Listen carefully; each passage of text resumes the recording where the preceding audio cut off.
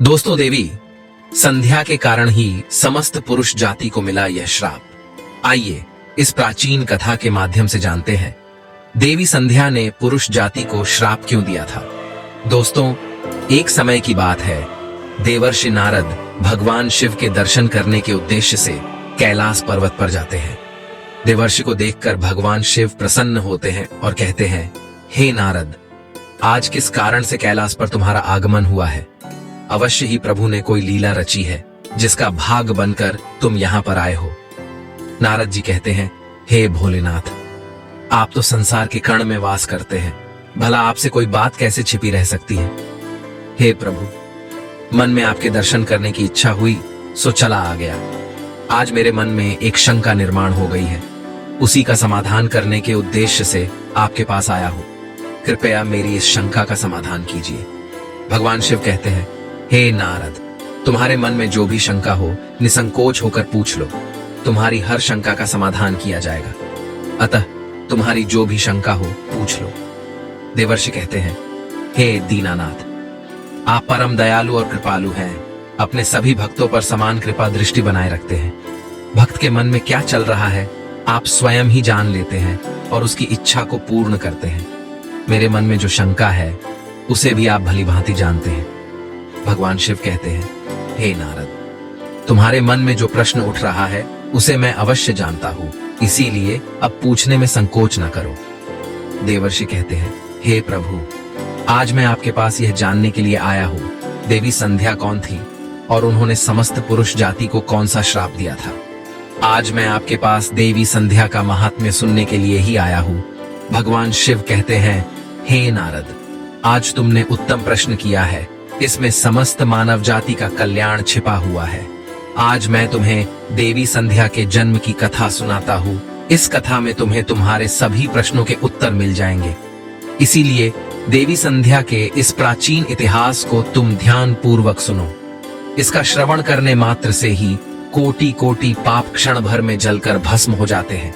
देवर्षि कहते हैं, हे प्रभु, मैं इस कथा को ध्यान से पूरा अवश्य सुनूंगा, कृपा करके आप मुझसे वह कथा कहिए।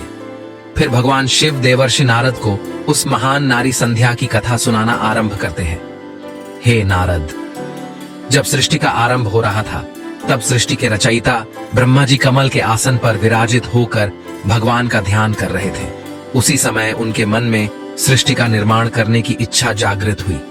तब सबसे पहले उनके मन से विचार करने पर एक त्रिभुवन सुंदरी कन्या का जन्म हुआ। वह कन्या अत्यंत सुंदर और मनमोहिनी थी।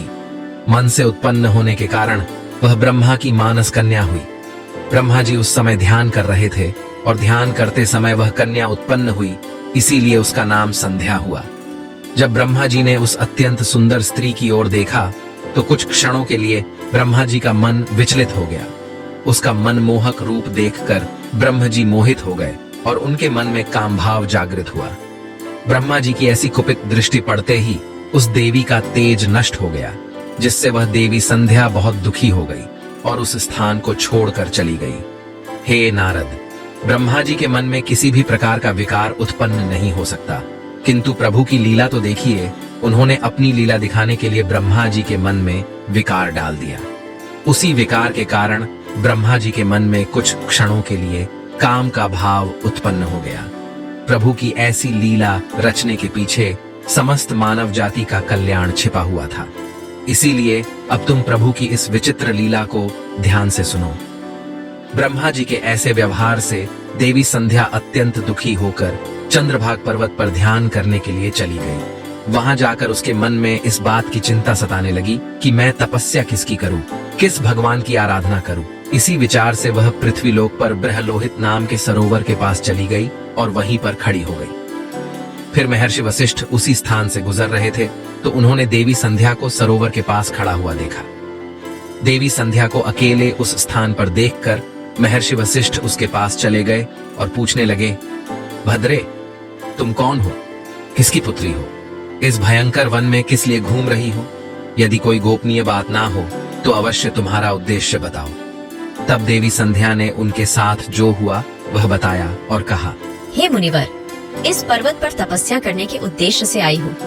कृपया आप मुझे बताइए, मैं किसकी तपस्या करूं? मुझे अब इस दोष से कौन मुक्ति दिलाएगा तथा तपस्या कैसे करनी चाहिए?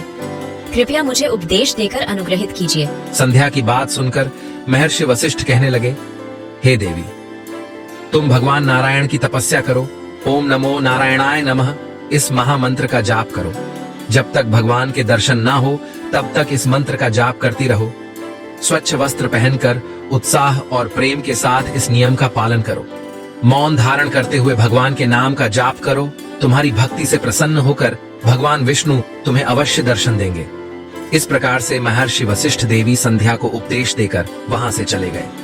देवी संध्या को अब तपस्या का मार्ग मिल गया। उसके हर्ष की सीमा न रही और वह बड़े आनंद के साथ श्री हरि की तपस्या में लग गई। वह महर्षि के बताए हुए नियमों का पालन सावधानी से करने लगी। इस प्रकार सभी नियमों का पालन करते हुए देवी संध्या ने 4 युगों तक अपनी तपस्या चालू रखी। उसका व्रत, तपस्या, भगवान के प्रति श्रद्धा को देखकर सभी देवताओं को बड़ा आश्चर्य हुआ। भगवान विष्णु भी देवी संध्या की तपस्या से अत्यंत प्रसन्न हुए और फिर वे मनोहर चतुर्भुज रूप धारण करके उसके सामने प्रकट हुए और देवी संध्या से कहने लगे, हे देवी, उठ जाओ, मैं तुम्हारी भक्ति से अत्यंत प्रसन्न हूं।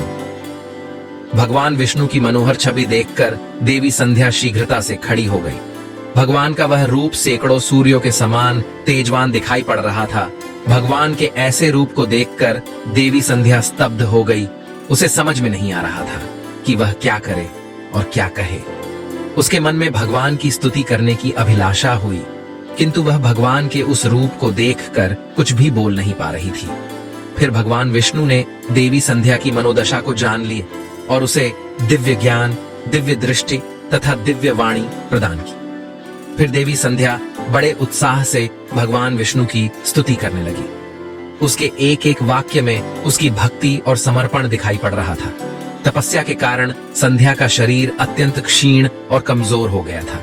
तब भगवान ने अपनी अमृतमयी दृष्टि डालकर उसके शरीर को हृष्ट पुष्ट बना दिया और मधुर वचन में उससे कहने लगे, भद्रे, तुम्हारी तपस्या से मैं अत्यंत प्रसन्न हूँ। तुम अपनी इच्छा के अनुसार वर मांग लो। फिर देवी संध्या ने कहा, हे प्रभु, यदि आप मुझ पर प्रसन्न हैं, मुझे वरदान देकर अनुग्रहित करना चाहते हैं, मैं पहला वर यह मांगती हूँ कि संसार में जितने भी प्राणी हैं, पैदा होते ही उनके मन में काम का विकार उत्पन्न ना हो। दूसरा वर मैं यह मांगती हूँ कि मेरा पतिव्रता धर्म कभी खंडित ना हो। और तीसरा वरदान मुझे यह दीजिए कि अपने पति के अलावा किसी अन्य पुरुष के प्रति मेरे मन में आसक्ति ना हो। जो भी पुरुष मेरी ओर काम भाव से देखे, वह पुरुष नपुंसक हो जाए। फिर भगवान विष्णु ने वरदान देते हुए कहा, हे कल्याणी, आज तुमने संसार के कल्याण के लिए उत्तम वर मांगा है। इसीलिए आज से ही पैदा होने के बाद किसी भी प्राणी में काम वासना का भाव नहीं होगा। मनुष्य की शरीर की 4 अवस्थाएं होंगी, बाल्य, कौमार्य, यौवन और जरा।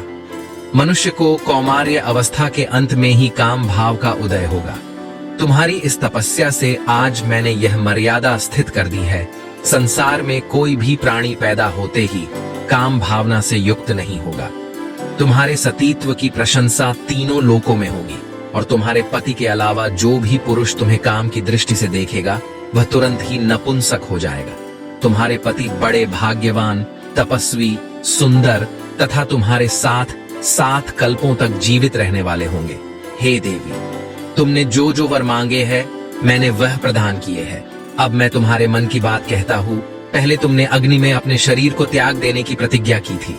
ये प्रतिज्ञा तुम्हें इसीलिए करनी पड़ी क्योंकि ब्रह्मा की दृष्टि तुम पर पड़ चुकी थी।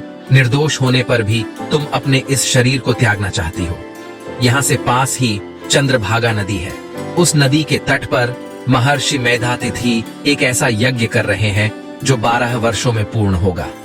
उसी यज्ञ में तुम अपने शरीर का त्याग करके अपनी प्रतिज्ञा पूरी करो, किंतु तुम वहां पर ऐसे वेश में जाओ कि मुनियों की दृष्टि तुम्हारे ऊपर ना पड़ सके।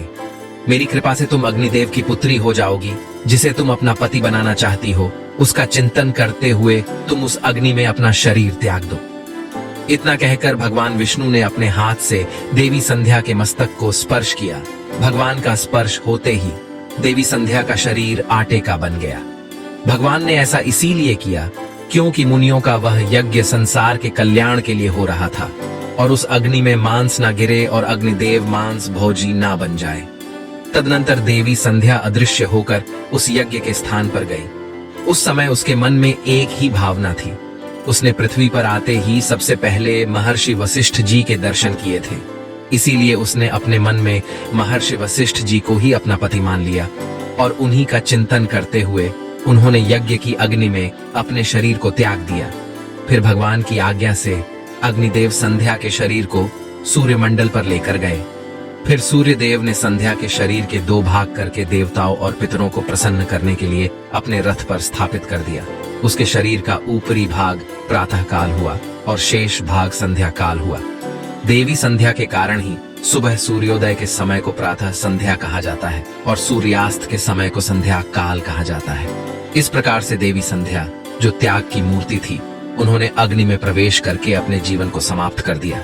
भगवान विष्णु के वरदान से देवी संध्या दूसरे जन्म में अरुंधति के रूप में प्रकट हुई और ब्रह्मर्षि वशिष्ठ जी की पत्नी हुई।